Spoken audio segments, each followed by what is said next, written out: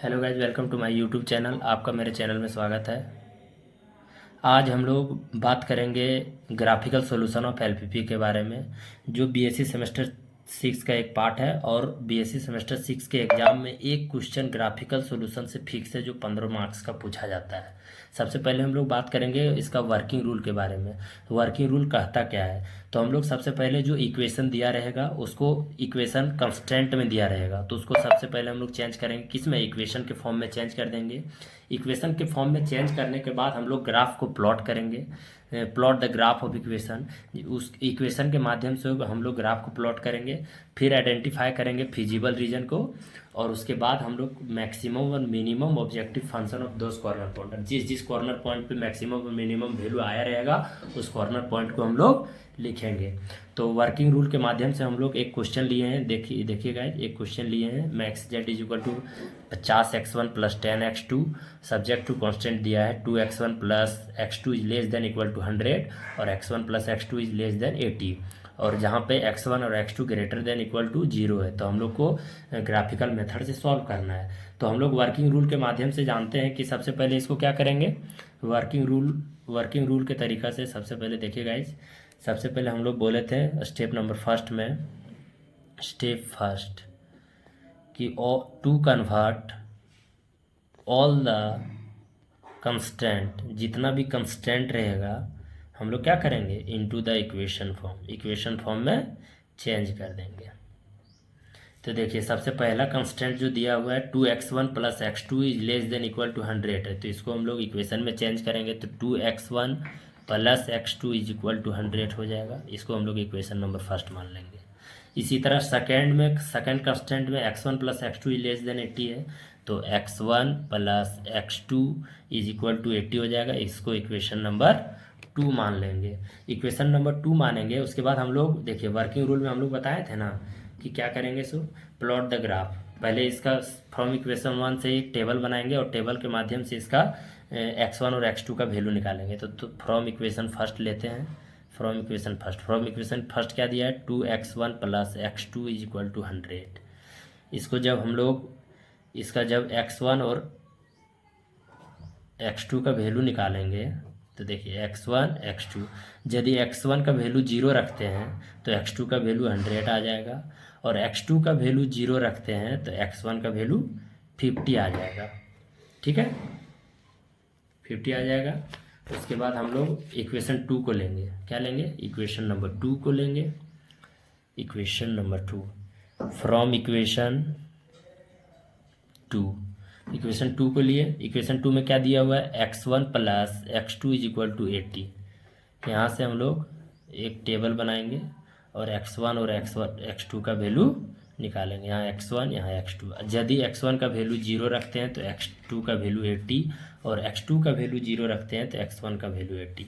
अब हम लोग वर्किंग रूल में पढ़े थे कि इसके बाद जब पूरा इक्वेशन निकल जाएगा, उसका टेबल निकल जाएगा, तो हम लोग प्लॉट को ग्राफ करेंगे। तो सबसे पहले हम लोग एक फिगर बनाते हैं।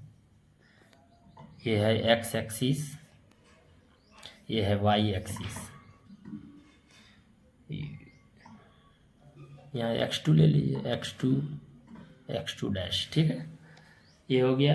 अब हम लोग जीरो कहाँ तक दिया हुआ है गाइस, देखिए ये देखिए यहाँ तक दिया हुआ है 0 से 100 और 0 से 50, तो वहाँ तक हम लोग टेबल बनाएंगे। ठीक है, तो टेबल में हम लोग लेते हैं यहाँ 0, यहाँ 20, यहाँ पे 40, यहाँ 60, यहाँ 80 और यहाँ 100 ले लिए।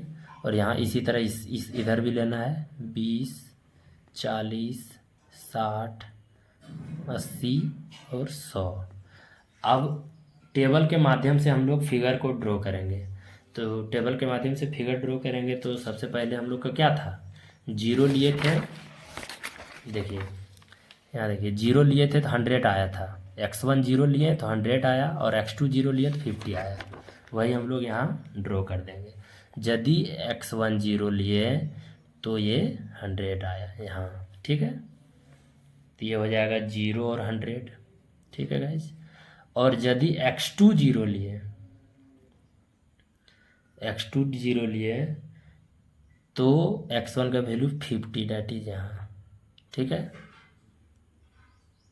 50 आ गया, तो ये हो जाएगा 50 और 0। अब इसको हम लोग ड्रॉ कर देंगे और इसको लिख देंगे इक्वेशन नंबर फर्स्ट। इसी तरह दूसरा टेबल में दिया है 0 और 80, x1 का वैल्यू 0 और x2 का वैल्यू 80, तो 80 यहाँ नज़र आ रहा है, तो यहाँ 0 और 80 हो जाएगा गाइस। और x2 का वैल्यू 0, x2 का वैल्यू यदि 0 लेते हैं तो x1 का वैल्यू जो आएगा वो क्या आएगा, x1 का वैल्यू 80 आएगा। तो यहाँ से एक फिगर यहाँ बना,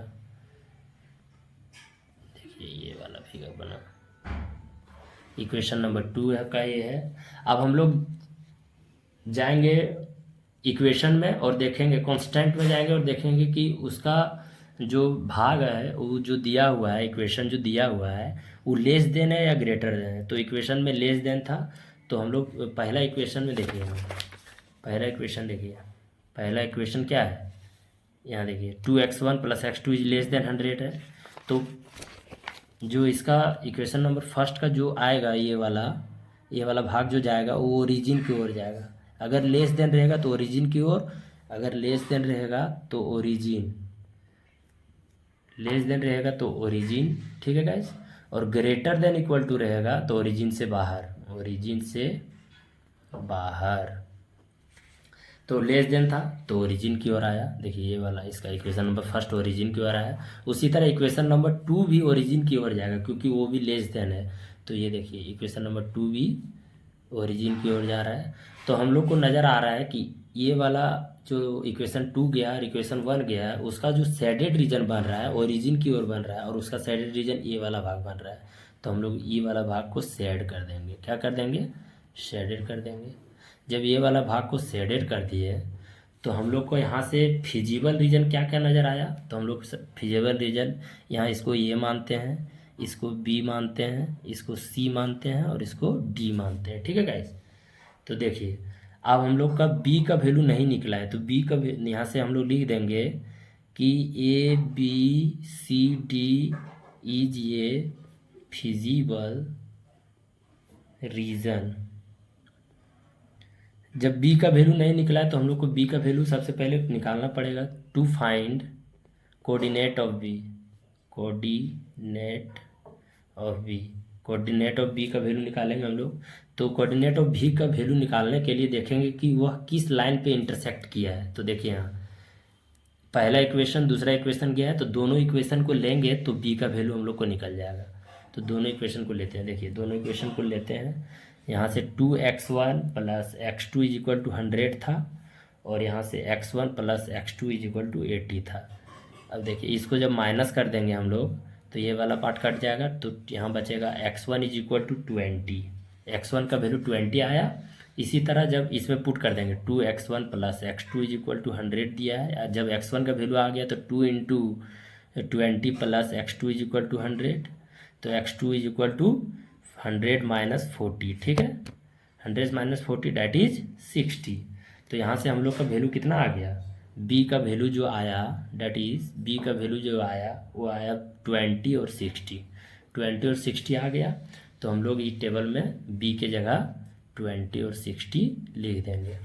अब अकॉर्डिंग टू क्वेश्चन में हम लोग वर्किंग रूल में पढ़े थे, तो वर्किंग रूल के माध्यम से हम लोग जानेंगे इसको। सबसे लास्ट स्टेप में हम लोग को निकालना है क्या, सो देखिए सबसे लास्ट स्टेप नंबर लास्ट में क्या करना है, कॉर्नर पॉइंट, जो मेरा कॉर्नर पॉइंट आया, और value of objective function, value of objective, ठीक है ऑब्जेक्टिव फंक्शन। तो वैल्यू ऑफ ऑब्जेक्टिव फंक्शन का वैल्यू जो दिया है z is equal to 50x1 plus कितना दिया है 10x2 दिया है, ठीक है गाइज।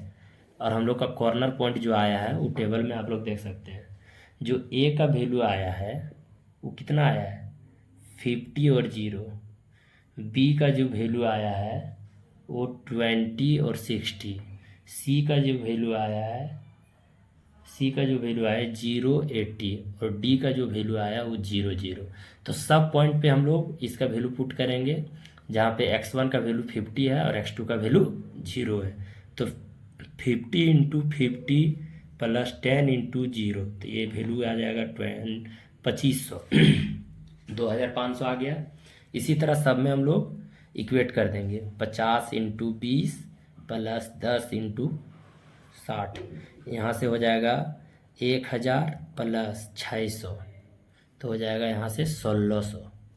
इसी तरह जेड, यहाँ से 50 into 0 plus 10 into 80 that is 800, ठीक है। और यहाँ से 50 into 0 plus 10 into 0 that is 0। तो हम लोग को क्वेश्चन में पूछा गया था कि मैक्सिमम वैल्यू क्या है। तो मैक्सिमम वैल्यू देखिए, हम लोग का मैक्सिमम वैल्यू कितना नज़र आ रहा है, 2500 नज़र आ रहा है, 2500। तो हम लोग यहाँ लिख देंगे है यार maximum solution, maximum value of Z is equal to कितना पर आया था, 50 पे। ए का वैल्यू कितना है 50 और 0 पे हम लोग का कितना आया 2500 आया, ठीक है गाइस।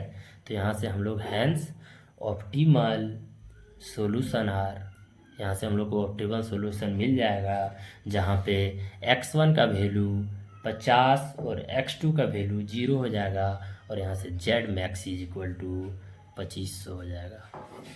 इस तरह से ग्राफिकल मेथड का पहला क्वेश्चन सॉल्व हो गया गाइस। मेरे चैनल में बने रहें और ग्राफिकल मेथड को अच्छा से समझें और देखें, और मेरे वीडियो को लाइक शेयर सब्सक्राइब करें और चैनल को आगे बढ़ाने का प्रयास करें। इसी तरह से हम वीडियो लाते रहेंगे, आप लोग देखते रहिए और मेरे चैनल में बने रहिए। जय हिंद, जय भारत।